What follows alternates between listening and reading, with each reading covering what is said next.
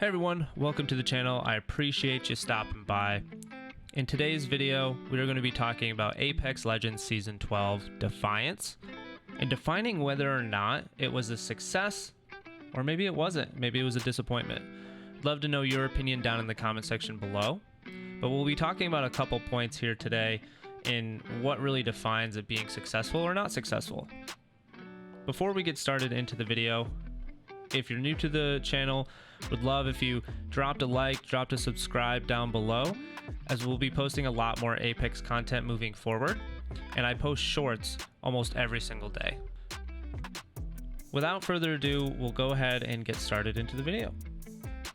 Now, the first thing we want to talk about is the Battle Pass and just what's changed with Season 12 in general. Now, I think Apex Legends Battle Passes are generally pretty underwhelming, and whether you pay for it or you don't, I just don't feel like there is generally like enough content to make people to really want to buy it.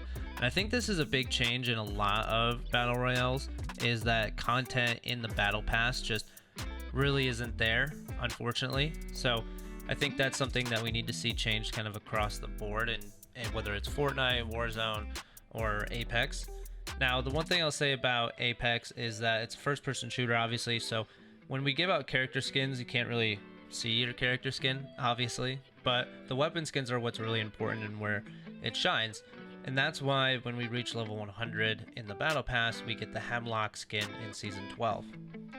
Now, what we'll add to that, however, is people still like to show off their character skins, whether it's in the lobby or just in the game in general, and I don't think the Battle Pass does a good enough job of giving us very good, skins in the Battle Pass itself. Now, in the past, this has still always been the challenge really with Apex. So I think that moving forward, I would love to see the EA and Respawn bring us more content in terms of skins to the game in the Battle Pass itself. Now, the next thing we're going to talk about is the map changes and the weapon changes. So as we know, with the map, Olympus got kind of a new makeover and added some POIs and moved things around to make the map bigger as well. Now, what I will say is I do really enjoy the new Olympus map. However, what I'll say for ranked, not so much, and we'll get into that in a little bit. With the weapon changes, we saw the Volt go into the care package, the alternator come out, losing its disruptor rounds. I think that's a very good change. The Volt was very overpowered on the ground, but not like something you really want to change either. So I think moving it to the care package, making it a little bit stronger, I think was a really good move on EA and Respawn's part. Now, what that did do is leave the car to open up as really the new meta, along with superpower the R301 kind of even further, as it's really the main gun that we're using, because the flatline and the longbow moved to the care package as a replicated item, which made it difficult to anyone really use a different AR outside of the R301. Now, I don't necessarily think this is a really bad change on behalf of Respawn.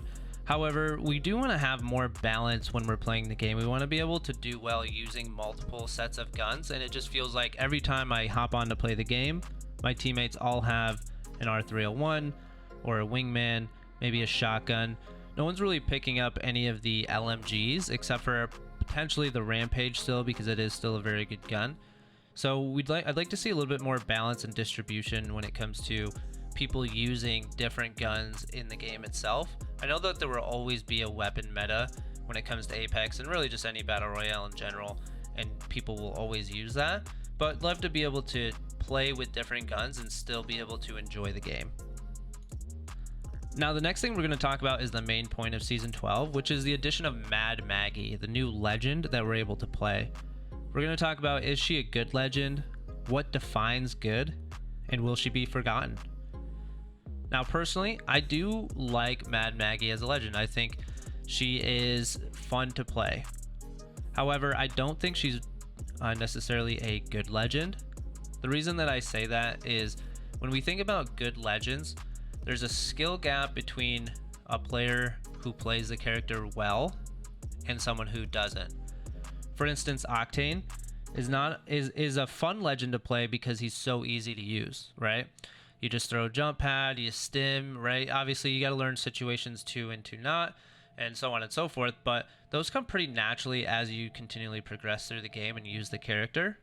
Whereas characters like Gibby, Wraith, Bloodhound even, those take a little bit more skill to be able to use, because you can't just fire off scans whenever you want, especially in like a high level ranked scenario. You want to make sure that you're using them effectively and playing the character correctly. So some of those changes, some of those things is why I think Mad Maggie is a fun character to play, but not necessarily a good character. I think that her riot drill can be very effective just in fights. I find it when I'm facing a Maggie pretty annoying, but that's kind of a good thing. You kind of want that. However, when it comes to her like alt, her alt is a little underwhelming and just not, I think even a good player can struggle to use it and even hit themselves with it. So I think it's a little bit it needs a little bit of change on her alt, but I think the rest of her kit is very good. I do think that at the end of the day, moving forward as we continue to grow the roster of legends, she'll be one that does fall off at some point, but I hope not, because again, I think she is a fun legend to play. And I think that like using her in some of the LTMs or even just in a pubs match is can be enjoyable. Next thing that we're going to talk about here is ranked, and a few things in ranked change: how we gain RP, the map rotation, the care package changes, and of course the weapon meta. Now, we've already touched on the care package changes and the weapon meta, and I do think that having a little bit more diversity in the weapon meta, whether we're putting the R301 in the care package for next season or the wingman, and hopefully taking the flatline out of the replicator, I think would be more enjoyable and more fun, as now you have more weapons that are viable within the game. But let's talk about map rotation here. When we're thinking about the two maps that they decided to choose in the ranked splits for season 12, we decided on Olympus, which got a makeover, which I'm cool with, and then we went with King's Canyon. While the pubs rotation was those two maps plus Stormpoint. Now, I'll be the first to say I really enjoy Stormpoint as a ranked map. However, I'll also be the first to say when it comes to pubs and public matches, Stormpoint is one of the least fun maps maybe ever. It probably is the least fun because it's so big and people always land in one spot, and if you don't land with them and don't fight off spawn, then you're just like wandering around playing loot legends for 15 minutes to run into a team that maybe comes from behind or something, and it's just, again, just not very fun. So, but we're talking about ranked here. So in ranked, I thought Olympus, I really liked the changes to Olympus and I had a good time. However, with all of the different balloons that are in place, the cars that are in place, and the characters that are in place within the game itself, third partying and third, fourth, fifth partying really felt like at an all-time high, and it was really challenging to get good RP, or KP I should say, get a couple kills, get a couple assists. As we see right now, I have 5 kills, 0 assists, and there's 10 teams left, and be able to play for position. When we play ranked, I mean, there has to be a little bit of competitive and strategy input into the way that you play the game. I'm all for taking fights off spawn and being able to take a couple fight, or take a fight on the way to zone maybe, and play the game and obviously shoot. That's the point of the game, is to win, and you do that by eliminating the other teams. The challenge though is that none of the fights that you take are very clean. What I mean by that is you take a fight and you instantly have to be looking over your shoulder for that next team to come in. And that's not necessarily something you want to do, right? I mean, I get it, that's part of the game, and third partying is going to happen no matter what map we're on. However, it's not when you're fighting for less than 30 seconds and a team comes from out of nowhere like Randy Orton, it's a little frustrating to be able to continue playing the game and can get very, very annoying very quick. You want a more you just want a better experience when you're playing a competitive game with ranked involved. The thing I'm going to talk about is the RP gains and how it changed. It made gaining RP very easy, and outside of the third partying, of course. So there was just a huge multiplier added to when you get to top 5, as well as you can now just gain more RP in general. And you actually don't need to do very well to kind of gain that RP either. So I do think there need to be some changes to the way RP is gained within Apex in general. And I'd love to see that happen for next season. We'll see though. But I do think that the maps do play a part of that. When we're on smaller maps, you know, the kills happen faster and people get around a lot faster as well. So maybe just a map change will help alleviate some of that. We'll have to wait and see on that. But what are your thoughts on the way that, you know, teams game RP this season?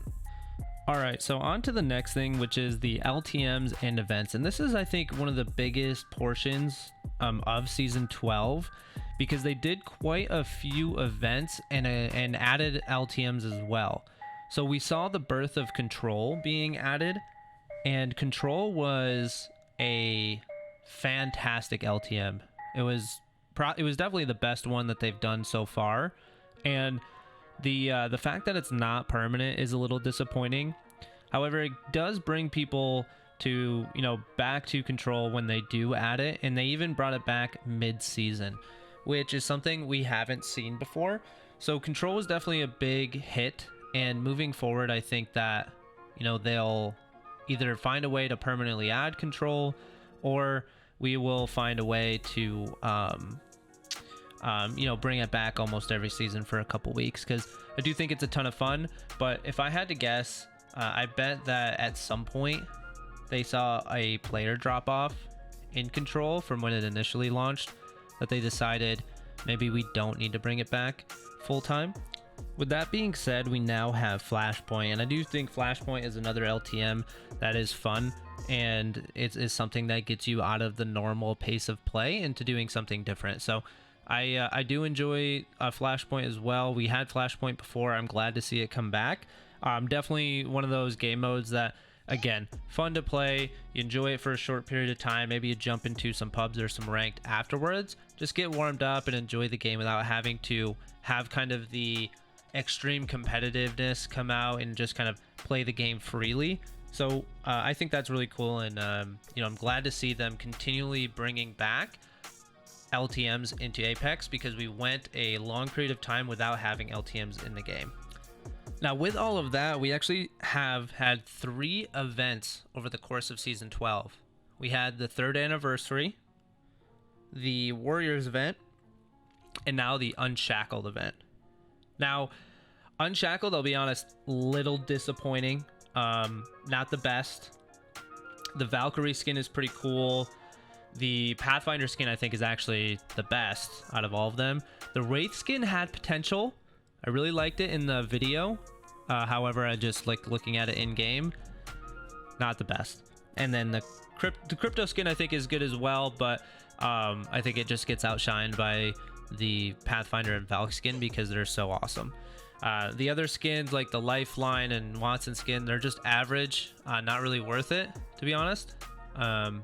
I think there's a lot of other skins that are a lot better, and I think that, like, moving forward, we just need to have better skins for the events for people to want to spend money on. The Warrior event, dude, some of the best skins in Apex, and we saw an amazing Caustic skin. We saw an awesome Bloodhound skin, or not Bloodhound, Octane skin. There were some other really good skins in that as well. And that also brought us the birth of the Crypto Heirloom. And honestly, the Crypto Heirloom is amazing. I think it's really cool. I think all the little things that the nuances, the inspection kind of tricks that come with it, I think are really good as well. I think it's perfect for Crypto. And Crypto's is one of those underrated characters that you will probably see a lot more people try to play now that he has an heirloom. The thing about Crypto that makes him challenging to play is that he has such a high skill gap. You know, like it's not it's not easy to play crypto. So maybe we'll see more people playing him now that he has an heirloom. I hope so, I really do, because he is a very good character. With the crypto heirloom, we also got a different mythic. We got the Bloodhound Prestige skin. Now I think the Bloodhound Prestige skin in terms of looks is actually really good. Where I think it falls off is how much you had to pay to get it, or that it's cost heirloom shards. Right, I think that's a big challenge in just Apex in general, is they have these really cool items, the mythic items. However, where they really fall off is getting people to get them and be able to use them. Now I understand they're supposed to be very rare, but I think that's like a big miss for Apex, for some people that play the game very casually but play the game all the time and still don't have an heirloom or level 500, right? Things like that. So when it comes to the prestige skin with Bloodhound, you can't even have the prestige skin and his heirloom equipped at the same time, so now you have to make a choice, which is really a little frustrating, where I wish they were both in it together. You could just purchase one and you get both or whatever with if you had the heirloom. So I think that there's a little bit of a miss there, but I do like the added addition of the evolving skins. That's something I think Apex has needed for a long time. Now we'll finish up here by going over some recommended changes and just overall, do I think season 12 was a success or not? I think some recommended changes is we need more value out of the battle pass. The prestige skins need to change, just in terms of, if you already have the heirloom, you should get the prestige skin, and vice versa. If you get the prestige skin, you should also get the heirloom. Control, I think, needs to come back again. I would love to see it as a permanent mode, since I don't really play arenas, and arenas just really isn't that fun for me. So I'd love to see it come back a little more as another casual game mode that's different from the BR. And overall, I think season 12 was a success. We got a lot of new content. There was 3 events, 2 LTMs, and a lot of different skins that were available to the player base. So I do think season 12 was a success, but I want to know what your thoughts are. Do you think season 12 was a success? It's almost over, and let me know down in the comment section below. And again, if you're new, feel free, or definitely subscribe and like the video, and enjoy me clutching up this win.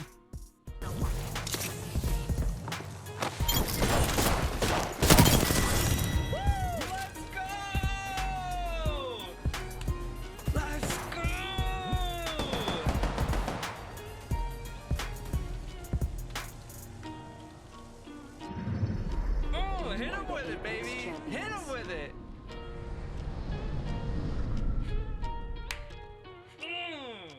Yeah. I had 10 kills. Love it. Let's go. Holy shit, yes.